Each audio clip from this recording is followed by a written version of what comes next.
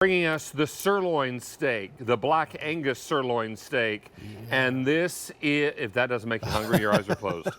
I mean, open them up, we'll wait.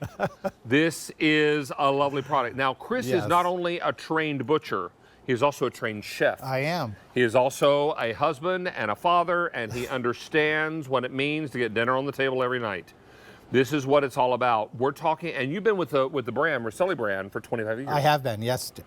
So 25 years, and Black Angus really makes a difference, doesn't it? It really does, David, because when you have Black Angus, you have the best. And what we talk about is these small farms that we deal with in the Midwest, which are these beautiful farms that have beautiful fresh grass, beautiful fresh water, free-ranging cattle that are Black Angus. And Black Angus is a breed of cattle that actually has the most marbling. And that's why it's so important that we go to these small farms that we've been dealing with for 50 years, David. Now, we only have about 1,400 of these sets to go around, and there's no auto delivery. This is why maybe it's a good idea to double up on your order and go ahead and stock your freezer, because these come individually packaged, yes? They do, David. They're going to come just like this to you, right? They're going to be individually vacuum sealed. And why that is so important is because quality is number one, but 1A is safety. We want to make sure everything that we do is safe.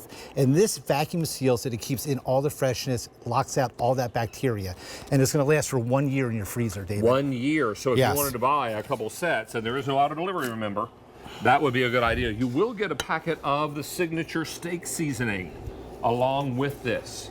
So it's important to know that this comes along with it, and this is a resealable bag. And this is like gold to me. I love it. It really is. I use it very sparingly because I don't want to run out.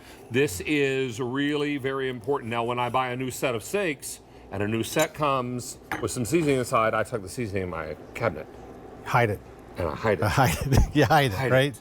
Yeah. From myself, because I know I will get a little heavy-handed with it. This is remarkable stuff. Now, do you recommend before, during, after? When should we season? So the way I like to do it, I do it a couple different ways, David. Because I like putting a little bit of olive oil on there.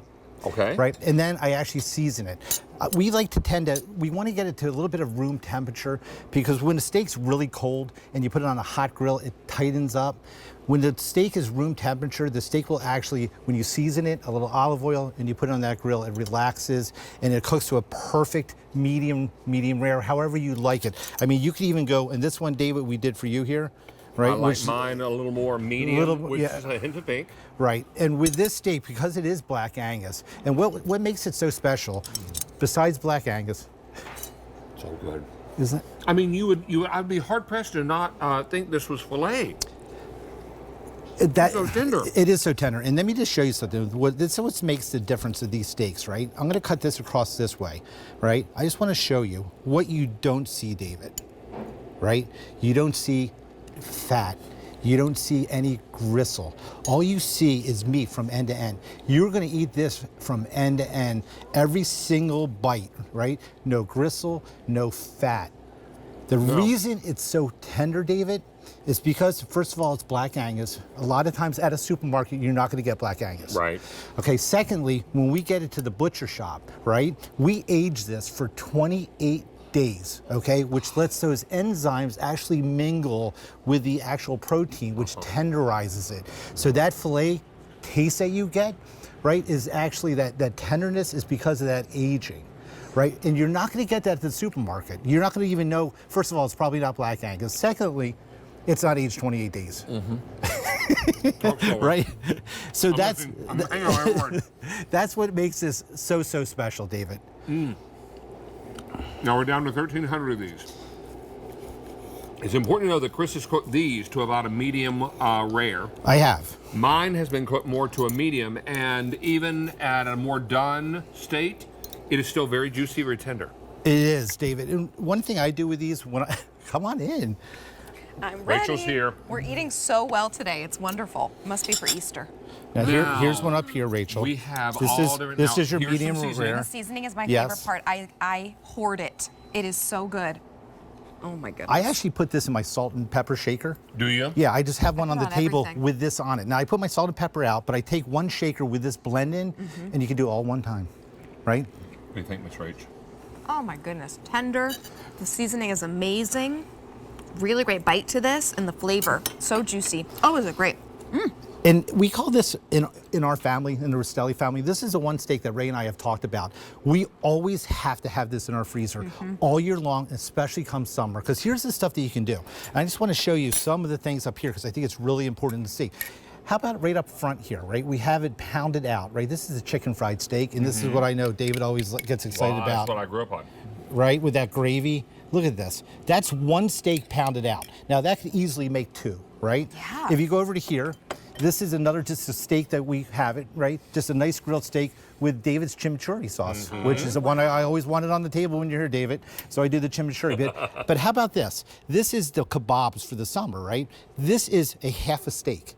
So one kebab is making, one steak is gonna make two beautiful kebabs. And then you can drizzle it with your balsamic glaze or whatever you like to do, right?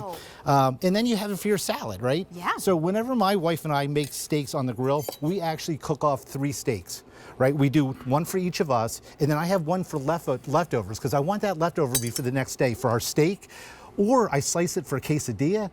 I mean, there's just there's about 25 different things you can do from this one steak. That's Now, amazing. 1,200 of these are all I have left. And these are going very quickly. This is a sirloin product. You get 10 ounces. They're individually packed. Wow. No auto delivery, so you may want to go ahead and stock up on these. I wanted to just show, because we had a question in the chat about, does this cook down a lot smaller? And the answer really is no, right? Because they're starting with the best of the best. So if I'm looking here, if anything, it looks larger here, because it's kind of going to puff upwards as you're cooking. Yes. But really, truly, I mean, your sizing is not, right? Look at that, right? It's just, it's thicker, it's beautiful, so it's not a huge cut down from what you're getting here. It's still a wonderful size. It's still going to be a big steak. It's going to plump actually when this cooks too, because it's not going to, it's going to get a little thicker and fatter, which keeps that beautiful medium rare and that tenderness. And again, I mean, this is something that I'm going to, Dave, I don't even think I have to cut that for you, do I? 1,100 are all I have left now. I'm sprinkle a little seasoning here for you in case you'd like some, Miss. Oh, I would love some. I put my fork down. Where did I put it? We can help you with another one. Get another fork. Thank you. But this is enough seasoning? That's enough. Oh my goodness, it's so good. So this is a steak that if you're someone that loves steak but doesn't eat it because sometimes the gristle, sometimes the fat, like you get in some of the marbled steaks, but you don't enjoy that, this is a steak for you. This is a steak that's going to taste like steak. It's going to be meaty. It's going to be juicy. It's going to be tender in every bite, but you're not going to get that fat. You're not going to get that gristle at all. You're going to literally eat this from end to end every single time. And just look how beautiful that. And we've all had steak before where you've had to spit a piece of gristle out. Yes. Because while it tasted good, it wasn't good for you. Right. And so you would spit it out. There's nothing to spit out in this steak. It's super trimmed. No. It's super trimmed like all our steaks. I love that word because when you talk about that, when I slice this, I am slicing every slice from end to end. If you look at this, there's no fat. I can go right to the end. We're not hiding it. We're not hiding any fat there, David, right? It's all just beautiful steak, which makes it so versatile. You can use it for the chicken fried. You can use it for your kebabs. You can use it for chilies and stews, quesadillas.